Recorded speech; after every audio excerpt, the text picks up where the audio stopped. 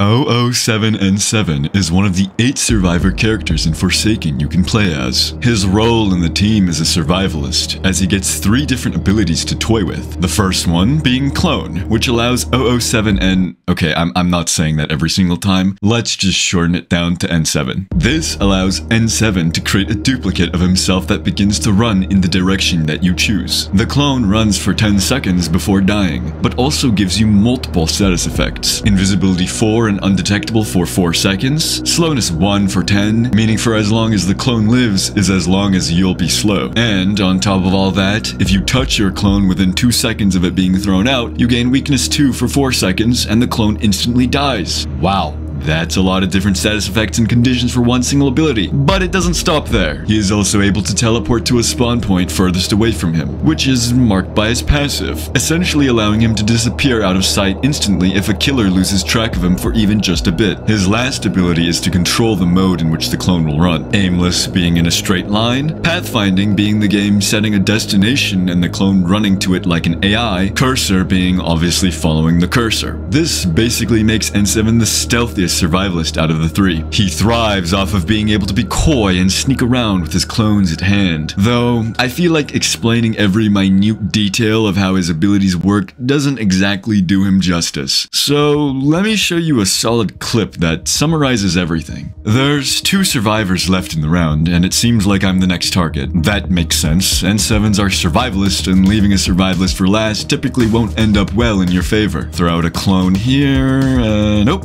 Looks like I tricked him. Okay, hopefully that Shidletsky has me covered soon. It would help me extend my loop a bit more easier considering he's targeting me. After all, we're a team and we want to win together. Gotta drop down and stop. Are you all seeing what I'm seeing? No.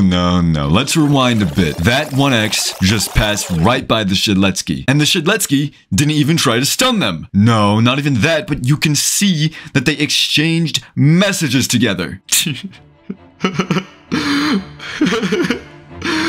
No. I know what this is. No, I know what this is. You 2 are teaming. So that's it, huh? You're gonna work together to try and kill me. My own survivor teammate. Fine then, I accept your challenge. This isn't about what's reportable or bannable.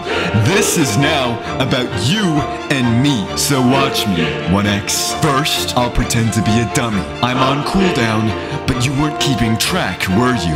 I'll be in your head as you watch me bash my head against a wall. And now, I'll clone in my right hand and teleport with my left. I'll take a burger and I'll eat it!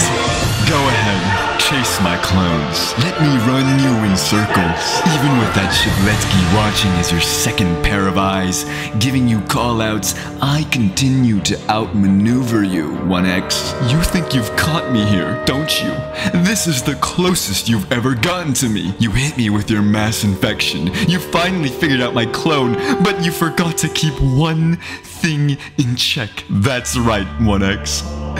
You're out of stamina! So watch me as I run, escaping your fleeting grasp. With all of your abilities on cooldown, you can't even catch me on this elevation! What do you think of that, 1X? This is my perfect victory! That's right! I win!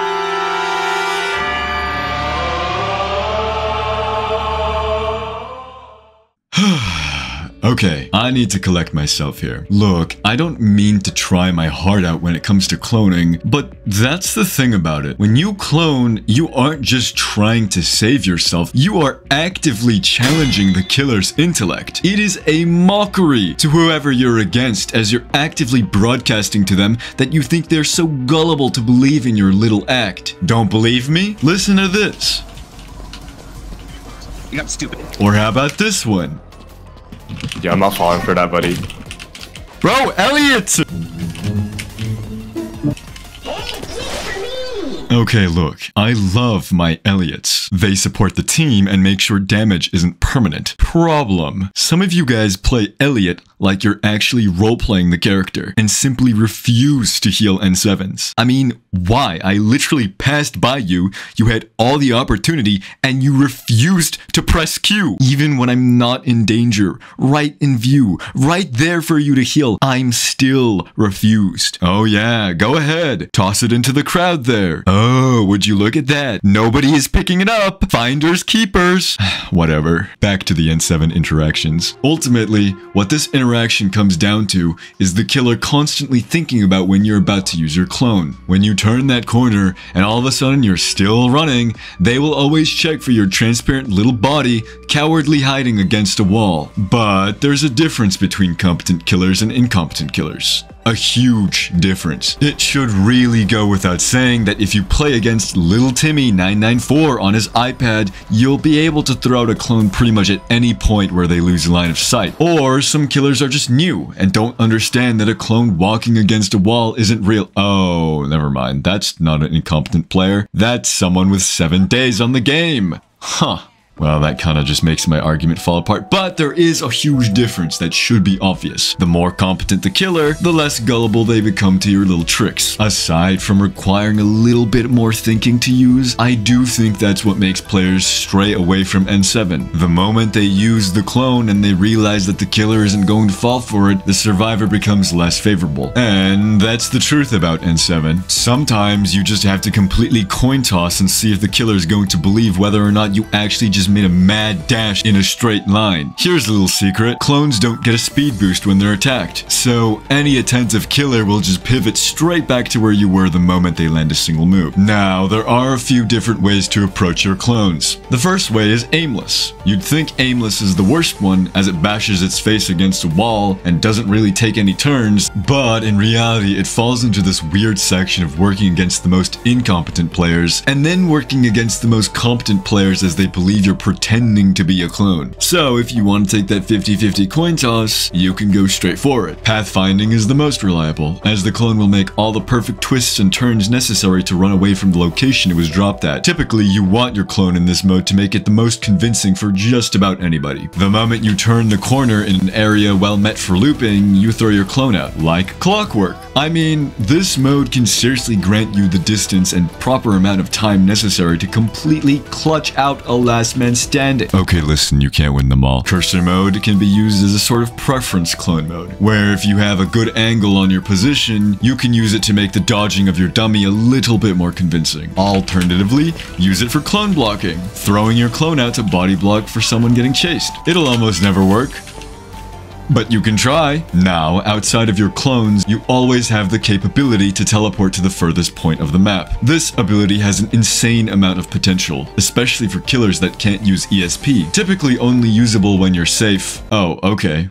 Watch out, Diavolo, I see we're trying to use time skip now. I'm getting sidetracked. This thing can get you places. Sometimes it's a good idea to use it while the killer is on that side of the map, solely just for the purpose of being behind them and banking on them not noticing you. Or just, you know, for fun. Oh, and would you look at that? My fellow N7 is at 1%. Well, here's a solid example of a cool GUI being able to put you out of danger. Shit. Whatever, I'll be able to loop from here, switch my mode to cursor to pull something off, and oh, small blunder there, I'm sure I can. Yeah, the sad truth about N7 is that you have to brace yourself for getting absolutely smothered by the weight of someone with half a brain. Sometimes the map just isn't convenient, and you have no spots where you leave the line of sight. I mean, I thought I did here, and I tried to pretend to be a dummy, but lo and behold, I got caught and killed over it. But you know what? That's bullshit. So let me tell you about this funny little thing I've been doing the entire time right in front of all of you. N7 is pay to win. This skin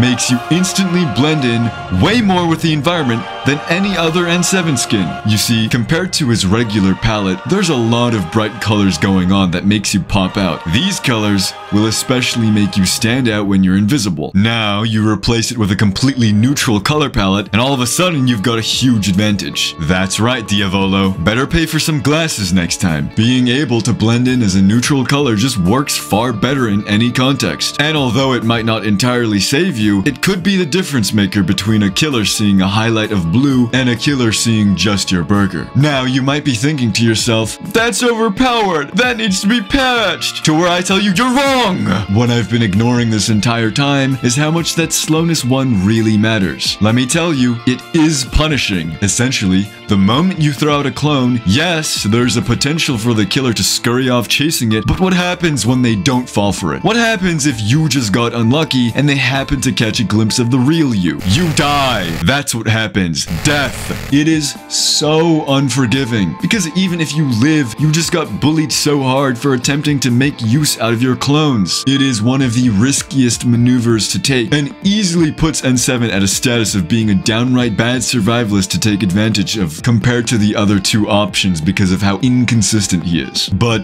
N7 has never been about being consistent. It's about the mentality of it. The immediate dopamine rush you feel when you throw at your clone, and you watch that pitiful killer immediately chase it. You watch as their soul is crushed when they realize what they were chasing wasn't a real person at all, but simply just a line of code in the game designed for them to chase. Like a little puppet, you toy them around, make them go exactly where you want them to go. It is the ego of the character. It is the joy of the game. It is the short thrill of knowing that you were the smarter one, that you were the clever one, that your meticulous planning and execution went perfectly. So go out there, equip the pay-to-win skin, swap to pathfinding, and start putting those killers' intelligence at stake. It's better than playing 2-time. Thank you for making it to the end. Which means you should subscribe. The support recently has been mental, so really thank you. Expect more stuff from me soon. Okay, ciao.